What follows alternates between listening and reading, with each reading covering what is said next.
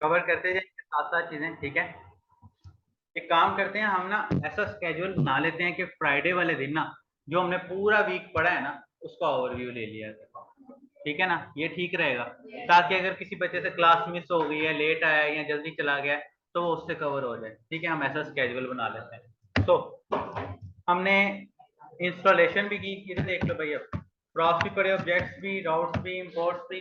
Routes हम दोबारा repeat करेंगे, ठीक है। बूटस्ट्रैप भी, स्टेट्स भी, इनपुट। अच्छा, स्टेट्स पे आते हैं पहले।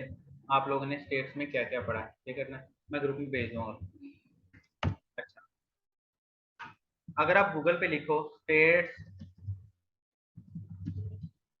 रिएक्ट, तो आप लोगों ने जो प्रैक्टिस की हुई है, मोस्टली जिन बच्चों को मैंने देखा है वो आई थिंक तो की हुई है ये वाली, स्टेट्स एंड लाइफ साइकिल।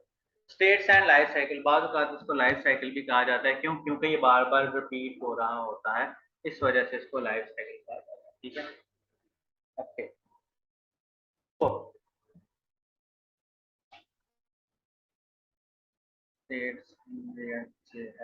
आप लोगों ने कुछ इस तरह पढ़ा है, गूगल पे जब भी सर्च करो कुछ इस तरह की टाइप ये आ जाएगी, जिसमें हम काउंटर शाउंटर या समथिंग इस तरह का कुछ चला रहे हैं। ठीक है, सो थोड़ा सा प्रैक्टिकल करते हैं और देखते हैं कि भाई ये हमारा प्रोजेक्ट है। हमारा प्रोजेक्ट कौन सा है, ये वाला, ये वाला। Okay, fine. अच्छा, अब मुझे एक बात बताओ आप लोग, अगर मुझे यहाँ पर एक लॉगिन पेज बनाना है तो मैं सबसे पहले क्या करूंगा? एग्जैक्टली, कंपनी क्या है?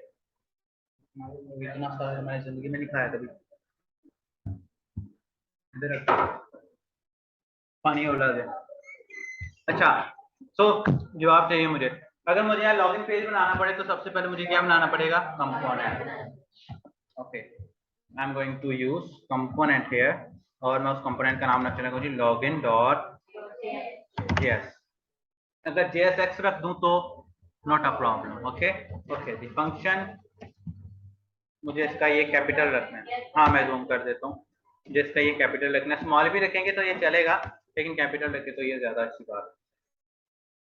ठीक है, अच्छा जी, फंक्शन ये रख दो, log in and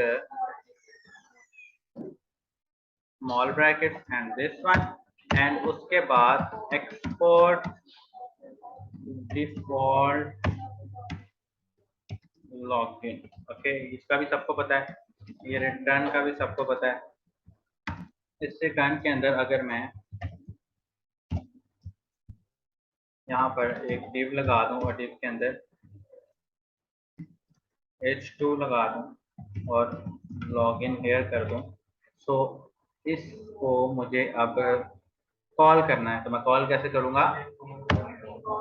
import login this one। ये किस चीज का एरर है? नहीं, can't define file login.js, ये तो हमने डिफाइन की हुई है। नहीं, सेव किया, एग्जैक्टली एज छोटा लिखा गया। ओके, इसको हेडर में भी लगा लेते हैं, पहले इसका राउट बनाते हैं। राउट बनाने के लिए मुझे क्या करना पड़ना था? मुझे जस्ट इसको कॉपी करके नीचे पेस्ट करना है, और यहाँ पर लिखना है जी लॉगिन, एंड आगे मुझे लॉगिन वाला ये कंपोनेंट को कॉल करना है। Okay, it's working. और अब मुझे हेडर में जाके इसको आप कह रहे हैं इसको एडजस्ट कर लूँ, तो मैं अब जा रहा हूँ जी हेडर के अंदर। हेडर के अंदर जाके यहाँ पर copy paste and this one login and this one login. So let's check is that working or not. ये मेरा लॉगिन काम कर रहा है। अच्छा, अब एक काम कर लेते हैं, हम इस सारे के सारे पार्ट को एक कंटेनर में अगर डाल दें तो मुझे क्या करना पड़ेगा? कंटेनर में मैं डालना चाहता हूँ तो क्या करना पड़ेगा?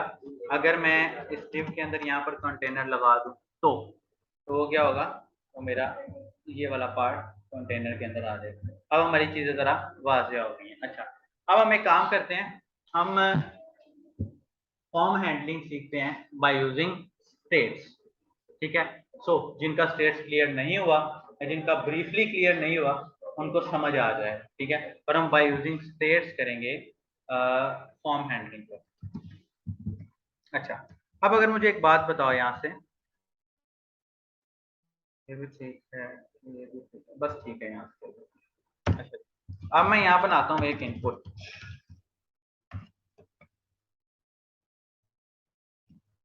और उस इनपुट को बोलते हैं जी नाम, टाइप देते हैं जी उसको, और टाइप कर देते हैं जी टेक्स्ट। और बूटस्ट्रैप में कौन सी क्लास होती है भला फॉर्म की?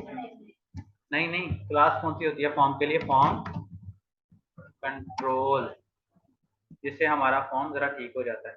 और एक काम करते हैं, इसको डिव बना के तो क्लास में रो दे दो, और रो के अंदर फिर दोबारा एक डिव बना दो, और इस डिव के अंदर फिर एक क्लास नेम और कॉल LG4 बना लें, ठीक है, ताकि हमारा फॉर्म छोटा लगे और अच्छा लगे, ठीक है। एंड दिस वन,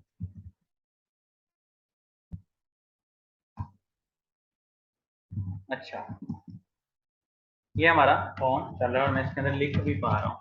अच्छा, अब मुझे एक बात बताओ, जब हम उमर अब एक बात बताओ, जब हम काम करते हैं ना रिएक्ट पे, तो तब हमें वैल्यू टू वैल्यू चलना पड़ता है। मतलब कि कौन सी वैल्यू कहाँ से आ रही है और कहाँ पर जा रही है, ठीक है। वो हर वैल्यू कहीं ना कहीं स्टोर हो रही होती है, बिकॉज रिएक्ट के अंदर हमारा जो डाटा होता है, वो डाटा रिएक्ट के अंदर अपना नहीं लिखा होता, वो कहीं और से आ रहा होता है। दैट्स वाई हमें वेरिएबल्स के साथ खेलना पड़ता है। अब फॉर एग्जांपल, अब ये है एक वैल्यू, ठीक है, और अगर मैं यहां लिख दूं वैल्यू आई एम टेक्स्ट, तो ये कुछ इस तरह चलेगा, ऐसे ही है। लेकिन अगर मैं इस वैल्यू को कहीं और से उठा के कहीं और लेकर आऊं, तो अगर मैं इस वैल्यू को कहीं और से उठाकर कहीं और लेकर आना चाहूँ, या प्रॉप से ले आऊं या स्टेट से ले आऊं, तो ये मेरी अपनी मर्जी है ना। तो मैं ऐसा करने वाला हूँ, मैं यहाँ पर एक स्टेट बनाने की कोशिश करता हूँ। तो स्टेट्स बनाओ मेरे साथ भाई, कांस्टेंट, आगे ये वाली ब्रैकेट, फिर उसके बाद जिस नाम से लेके आना, मैं कहता हूँ जी इसका नाम है जी टेक्सटी। उसके बाद ये क्या होता है, सेट टेक्स्ट ही लिखूंगा या टेक्स्ट लिखूंगा, जो मर्जी लिख दूं, ठीक है, टेक्स्ट लिख लूं या टेक्स्ट लिख दूं, ठीक है, is equal to use state and this one. और अगर मैं इसके अंदर कोई वैल्यू दे दूं, आई एम वैल्यू, और इसको मुझे इंपोर्ट भी कराना पड़ेगा, तो इंपोर्ट मैं कहाँ से कराऊंगा भाई बताओ? Import curly bracket use state, directly वैसे आ जाना चाहिए है ना, ये आ गया जी। अच्छा जी, अब वो कह रहे जी text is assigned but never use, set text is assigned but never use. अब मुझे एक बात बताओ कि what is set text, is that a function या कुछ और है, क्या है ये? कॉल कैसे करेंगे? चलो लेट मी एक्सप्लेन। मैं यहाँ कहता हूँ जी कि यहाँ पर ये आ जाए और इसके अंदर टेक्स्ट ही आ जाए, ओके। अब ये इस वक्त वार्निंग आ रही है, लेकिन हमारा कोड चलना चाहिए। ये देखो, मैं इसके अंदर टाइप नहीं कर पा रहा हूँ, नहीं कर पा रहा, क्यों फिक्स है?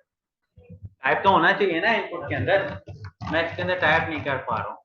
रिएक्ट में क्या हुआ है, रिएक्ट में जब मैंने इसको स्टेट के जरिए वैल्यू दी है, तो इस इनपुट के ऊपर ये फर्ज हो गया कि भाई जो वैल्यू स्टेट से आ रही है, अब इसके अंदर वही लगेगी, इसके अलावा कोई दूसरी वैल्यू नहीं लग सकती। हाँ, अगर मैं उस वैल्यू में चेंज करूंगा तो इस वैल्यू में लग जाएगी। जैसे फॉर एग्जांपल मैं यहाँ पर आता हूँ, यहाँ पर मैं कहता हूँ आई एम, दोबारा कर देता हूँ इसमें चेंज, वैल्यू ऑफ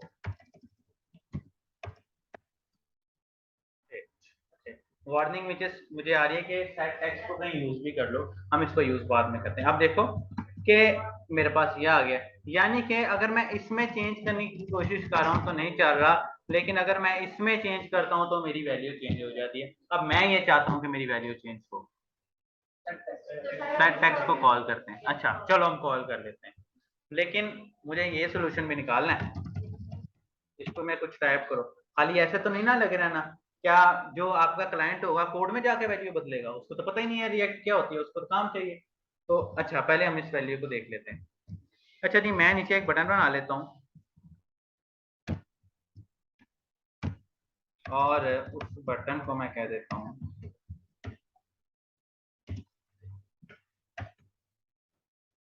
हम क्या सीख रहे हैं, how to use states with inputs, या in the simple words how to handle inputs.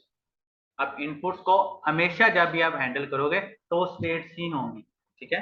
सो मैं यहाँ पर आ रहा हूँ जी, लिख ओके, और यहाँ पर मैं क्लास नेम दे रहा हूँ, क्लास नेम जी बटन बटन डेंजर, और MT4 या MT1 दे देता हूँ। MT का मतलब मार्जिन टॉप, ठीक है। क्यों दे लो, देखो चल रहा है, आ रहा है, ओके। अब मुझे इसकी वैल्यू को चेंज करना है, हाउ दैट पॉसिबल। मैं कहता हूँ जी कि मैं कह रहा हूँ कि आप में से एक किसी ने, लड़कों में या लड़कियों ने, आप लोगों ने क्या किया हुआ था, आप लोगों ने इसके अंदर डायरेक्टली सेट टेक्स्ट को होल्ड किया हुआ, ठीक है। आप यूज कर सकते हो, लेकिन जब आप फॉर्म हैंडलिंग करते हो तो आपको एक एक फंक्शन को 10-10 बार यूज करना पड़ता है, समझ रहे हो? अब क्या हर फंक्शन के अंदर स्टेट का फंक्शन कॉल करते रहो, ये तो साइट पे लोड ज्यादा हो जाएगा, साइट पे लोड ज्यादा हो जाएगा। हो सकता है रिएक्ट ही एरर दे दे, लेकिन अगर रिएक्ट एरर नहीं भी देता तो बेशक रिएक्ट रियल टाइम चल रहा है, कहीं ना कहीं फंस जरूर जाएगा। तो क्यों ना हम एक अलग से फंक्शन बना ले। तो मैं क्या करता हूँ, मैं यहाँ पर एक फंक्शन बनाता हूँ और फंक्शन का नाम रखता हूँ जी टेक्स्ट हैंडलर, और उस फंक्शन को मैं कॉल कर देता हूँ कुछ इस तरह से,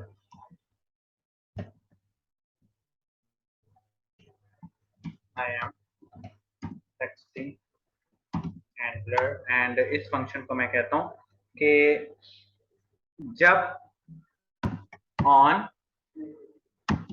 क्लिक हो तो मेरे पास ये टेक्स्ट हैंडलर फंक्शन चलना चाहिए। ओके, सेट टेक्स्ट वाला अभी भी वहीं का वहीं है, हम इसको बाद में देखते हैं। ओके, अब अब मैं ये चाह रहा हूँ सबसे पहले, ये टाइपिंग वाला प्रॉब्लम मेरा स्टिल रिजॉल्व नहीं हुआ। कंटेक्स्ट तो इसके बहुत सारे हैं।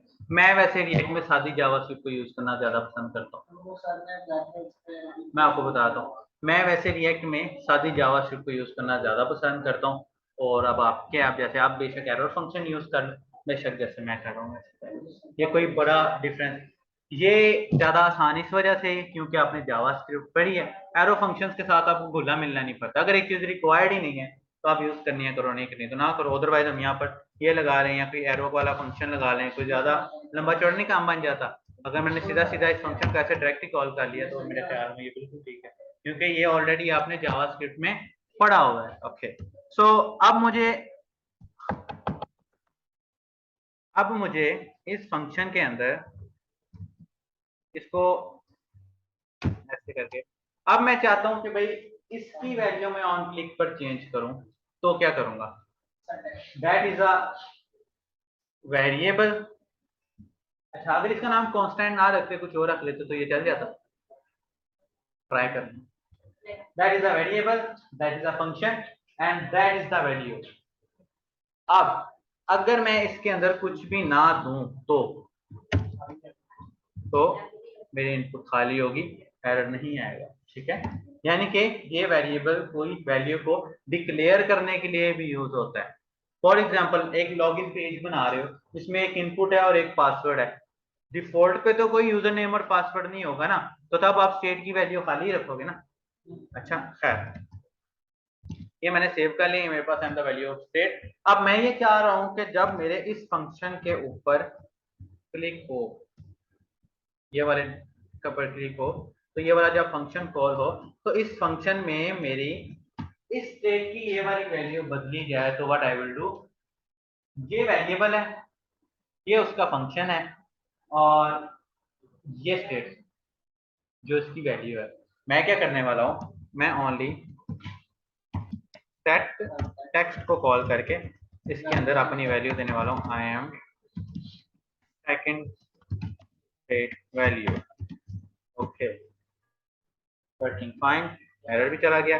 अब मैं जब इस पर क्लिक करता हूं तो मेरी वैल्यू बदल जाती है, लेकिन फिर भी टाइप नहीं होगा। फॉर एग्जाम्पल अगर मुझे ऑन चेंज के ऊपर कोई फंक्शन लगाना पड़ रहा है, ठीक है, फॉर एग्जाम्पल मैं यहाँ कहता हूँ जी ऑन चेंज, ऑन चेंज के ऊपर एक फंक्शन कॉल हो जैसे इन,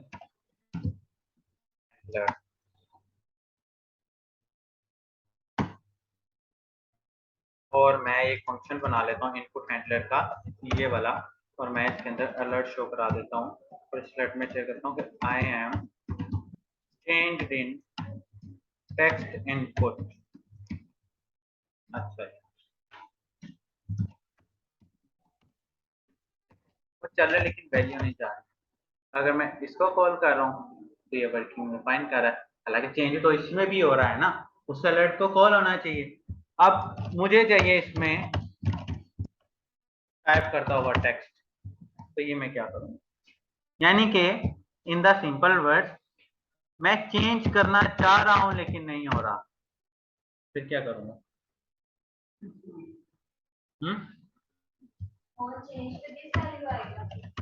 ऑन चेंज पे क्या आएगा? दिस वैल्यू से कैसे?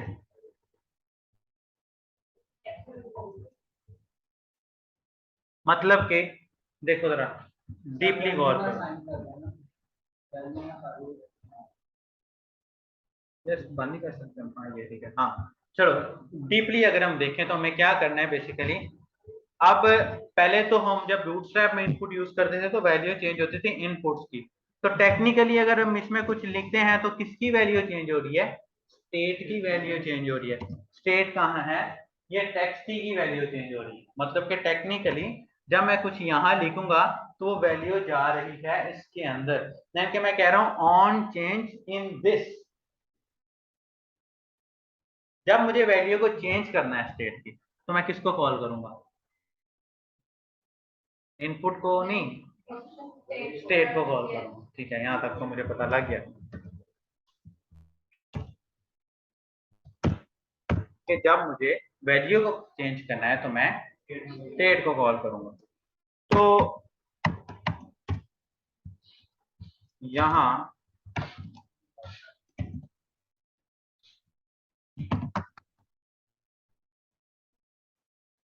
हमें एक ऐसा फंक्शन लगाना है कि साथ के साथ इसकी वैल्यू बदलता रहे।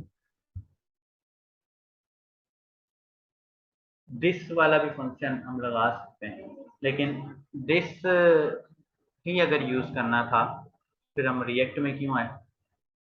रिएक्ट तो ऑलरेडी रियल टाइम है ना। दिस हम क्यों यूज करते थे? ताकि करंट वैल्यू का हमें पता लग गए। रिएक्ट तो ऑलरेडी रियल टाइम है, तो फिर हम दिस की जगह कुछ और क्यों ना यूज करें? रिसर्च करें थोड़ी, सोल्यूशन निकालें, पहले रिसर्च कर लेते हैं। मैं लिखता हूँ भाई I can't change input React JS.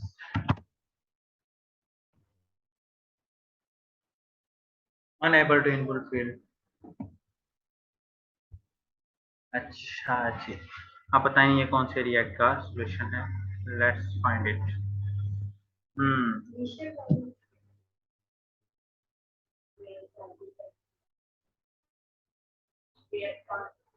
Solution मिला? क्या है exactly? Let's event dot target dot value, और मेरे ख्याल में ये इवेंट यहाँ कॉल होगा। ओके, लेट्स चल रहा है, चल रहा है, ठीक है, चल रहा है। अब ये क्या कर रहा है, ठीक है, अब ये कर रहा है कि मैंने इसको बोला ऑन चेंज के ऊपर इनपुट हैंडलर को चलाओ। अब जब भी मैं ऑन चेंज करता हूँ इनपुट हैंडलर को कॉल कर देता है। जब इनपुट हैंडलर को कॉल कर देता है तो फिर उस फंक्शन के अंदर क्या हो रहा है, इवेंट हम जो यूज कर रहे हैं on change, what is this, that is an event. तो ये फंक्शन क्या कह रहा है, ये फंक्शन कह रहा है ये वाले इवेंट पे के कॉल होने पर इस इवेंट की वैल्यू को इसमें ले आओ, फिर event dot target dot value को इस सेट टेक्स्ट के अंदर सेट कर दो, यानी कि इस इवेंट के ऊपर जो वैल्यू टारगेट हो रही है उस वैल्यू को सेट टेक्स्ट के अंदर सेट कर दो। ये सेट टेक्स्ट क्या है, सेट टेक्स्ट बेसिकली ये वाला फंक्शन है जो कि स्टेट को हैंडल कर रहा है और हमारी वैल्यू बदली जा रही है। क्लियर, यानी कि अच्छा, अब ये हमारी वर्किंग चल रही है। अच्छा, अब अगर मैं ये चाहूं कि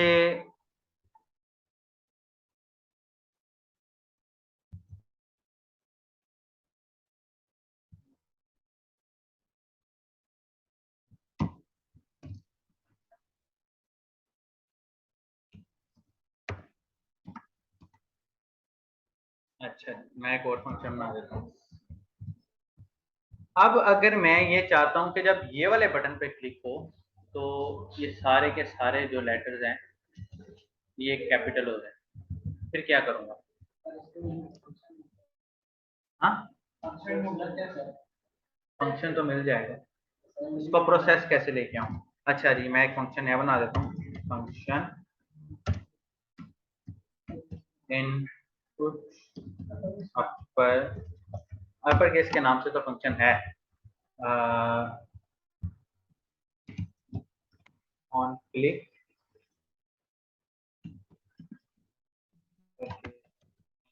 जावा, सादी जावास्क्रिप्ट को फॉलो करोगे ना तो आपको प्रॉब्लम नहीं आएगा। एरो फंक्शन ले जाओ, ये ले जाओ, कर लो, इट्स ओके, नॉट इशू। लेकिन वो बाद में फिर कंफ्यूज हो जाता है। बाद में फिर जब हम बाद का क्लाइंट अगर हमें ये बोल दे कि जी ये वाला एरर है, सादी जावास्क्रिप्ट में रिजॉल्व करना है, तब भी आपको आदत होगी एरो फंक्शन की। खैर, ये है जी टू अपर केस, ये फंक्शन है। अब मैं इसको यहाँ पर कॉल कैसे करूँ? अच्छा जी, सबसे पहले मैं इनपुट अपर केस वाला फंक्शन कॉल कर लेता हूँ यहाँ पे, ठीक है, और एक दफा इसको टेस्ट कर लेते हैं कि इज दैट वर्किंग।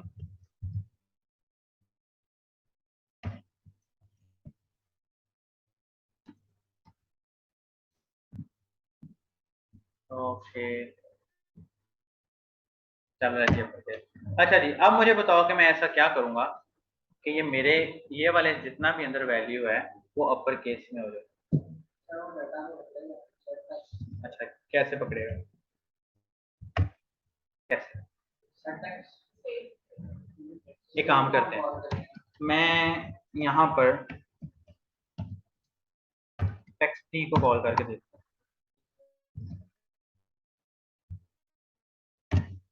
आ रहा है, इसको हम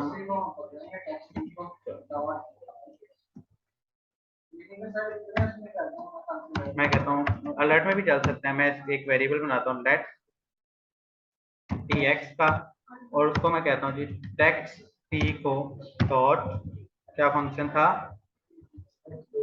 टू अपर केस, और मैं जब यहाँ अलर्ट दूंगा तो क्या होगा, टी एक्स में टू अपर केस हो जाएगा, जैसे कि ये आ गया। अच्छा, अब मैं ये चाहता हूँ जब मैं इस पे क्लिक करूँ तो इसकी वैल्यू अलर्ट में ना आए बल्कि इसके अंदर चेंज हो जाए। फिर क्या करेंगे, हम स्टेट की वैल्यू को चेंज करेंगे। So where is the state, तो यानी कि मुझे क्या कहना पड़ेगा, सेट टेक्स्ट और उस टेक्स्ट के अंदर टी एक्स जो हमने अभी बनाया, चेंज हो रहा है, वर्किंग फाइन। ओके, सो ये हमारी स्टेट होगी। अब राउट्स भी आ गए, प्रॉप्स भी आ गए, स्टेट्स भी आ गए।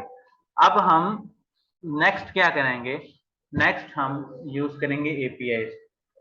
हम एपीआई को बाय यूजिंग स्टेट्स हैंडल करेंगे। एपीआई क्या होती है, किसी और सॉफ्टवेयर से डाटा को लेके हम अपनी रिएक्ट में आएंगे। अब ये यहाँ पर अब आपका लास्ट और एडवांस पोर्शन शुरू हो जाता है।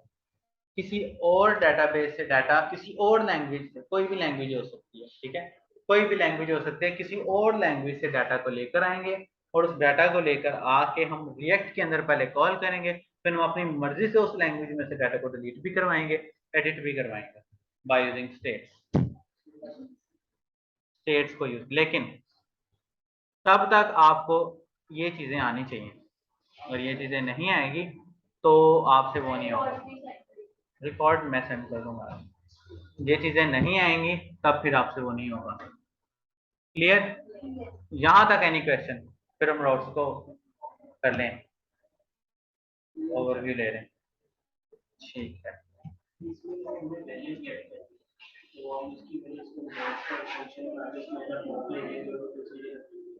अच्छा, पहले तो वहाँ पे नेम भी इसमें वैल्यू लेते हैं। हाँ, अभी जब इनपुट से वैल्यू लेंगे, हाँ इनपुट से फंक्शन के जरिए एक प्रॉप बना लेंगे, और उस प्रॉप को हम एपीआई में कॉल कर लेंगे सीधा सीधा। लेकिन अच्छा, इसमें हमें कुछ कोड्स को भी देखना पड़ेगा। कोड्स का पता है एपीआई कोड? अच्छा, नहीं हम 2 घंटे पढ़ा। अच्छा, अब देखो, हम इसमें ना हम कोड्स को भी डिस्कस कर लेते हैं कि कोड क्या होता है, ठीक है। देखते हैं जी, एपीआई रिस्पॉन्स कोड है, API response code list. Okay, कभी ऐसा देखे आपने एरर 404 का एरर आ गया, 10404, जब कोई चीज मिल रही होती तो क्या होता है जी, 401 नॉट फाउंड, ठीक है। 101 100 का एरर, 500 एचटीटीपी सर्वर का एरर आता है 500 है। जब बाद बात आपकी साइट नहीं खुल रही होती नेट स्लो होने की वजह से, तो वो डाउन हो जाती है, ठीक है, तो वो एचटीटीपी 500 का एरर आ जाता है। तो ये कुछ एरर्स की लिस्ट है। क्या एपीआई एक ही होती है? इसकी कैटेगरी सिक्योरिटी के हिसाब से होती है।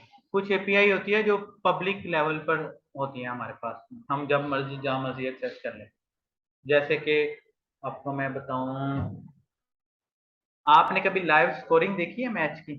वेबसाइटों पे चल रही होती है ना लाइव स्कोरिंग।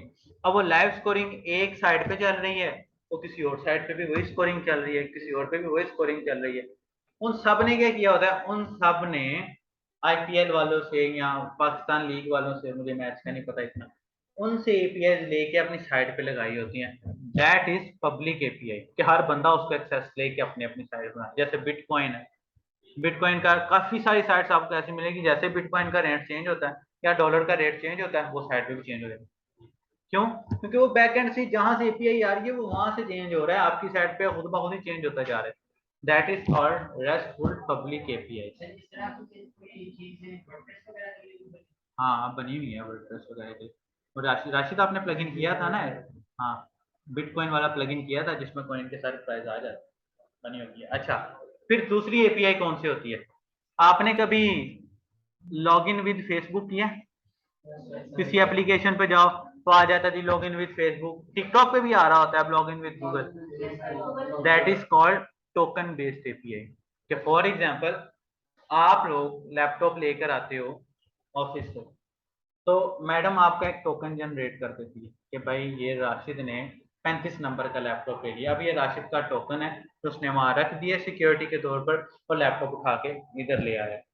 अब जिसके पास ये टोकन होगा, या नान वाली दुकान पर जाते हैं बड़े बड़े होटलों में, हम उनको पैसे देते हैं, वो हमें टोकन दे देते हैं, हम टोकन दिखाते हैं, वो हमें रोटी दे देते हैं।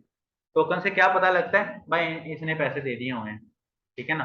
तो टोकन बेस्ड एपीआई क्या होती है, हमने जिससे एपीआई की एक्सेस लेनी है वो हमें एक टोकन जनरेट करके दे देते हैं कि भाई ये तुम्हारी की है। जब भी तुमने एपीआई को कॉल करना है बाय यूजिंग दिस की कॉल करोगे, अगर इस की को कॉल ना किया तो तुम्हें एपीआई की एक्सेस नहीं मिलेगी। तो ये दूसरी एपीआई है जो टोकन बेस्ड एपीआई होती है, सिक्योरिटी के लिए यूज होती है, ठीक है। तो यही 2 टाइप की एपीआई होती हैं। बाद में एपीआई की कैटेगरी डिवाइड हो जाती है उनकी फंक्शनैलिटी के हिसाब से, कि क्या वो एपीआई डाटा को डिलीट करेगी क्या वो एपीआई डाटा को इंडेक्स कर रही है, क्या वो एपीआई डाटा को एडिट कर रही है या अपडेट कर रही है, वो हम इसमें करेंगे इंशाल्लाह। नहीं एक तरह की चीज नहीं है डिफरेंस है, लेकिन इनका एल्गोरिदम एक है। वो भी उसी मकसद के लिए यूज होता है, वो भी उसी मकसद के लिए यूज होता है। टेलविंड अच्छी चीज है, काफी ज्यादा ट्रेंडिंग पे भी आता है। लारावेल को भी इंस्टॉल करो ना, एक ऑथेंटिकेशन आता है ना उसमें टेलविंड, क्या नाम था उसका, जो हम एक वो बनाते हैं, लॉगिन सिस्टम बनाते हैं लारावेल के अंदर, तो पता नहीं मेरे ध्यान से नाम निकल गया। वो टेलविंड पर बनता सारे का सारा, ये बड़ा आसान है टेलविंड। टेलविंड को आप react next JS node JS के लिए यूज होती है, हम इसमें भी यूज कर सकते हैं। मैं आपको बताता हूँ है क्या बेसिकली। एक होती है लैंग्वेज, फिर एक होता है उसका फ्रेमवर्क, फिर एक होता है उसका बेबी फ्रेमवर्क। हाँ होता है, ये हमारी लैंग्वेज में, like JavaScript is a language, React is a framework, Redux is a baby framework. मतलब क्या, अब रिएक्ट है, अब रिएक्ट में हम चाहते हैं जी हमारे पास कोई ऐसा फंक्शन आ जाए हमें ना राउट कॉल करना पड़े ना कुछ करना पड़े, तो हम रिडक्स अंदर डाल देते हैं। तो रिएक्ट को भी आसान करने के लिए इसने एक नई चीज बना दी, that is called baby framework. जैसे PHP is a language, Laravel is a framework and Livewire is baby framework.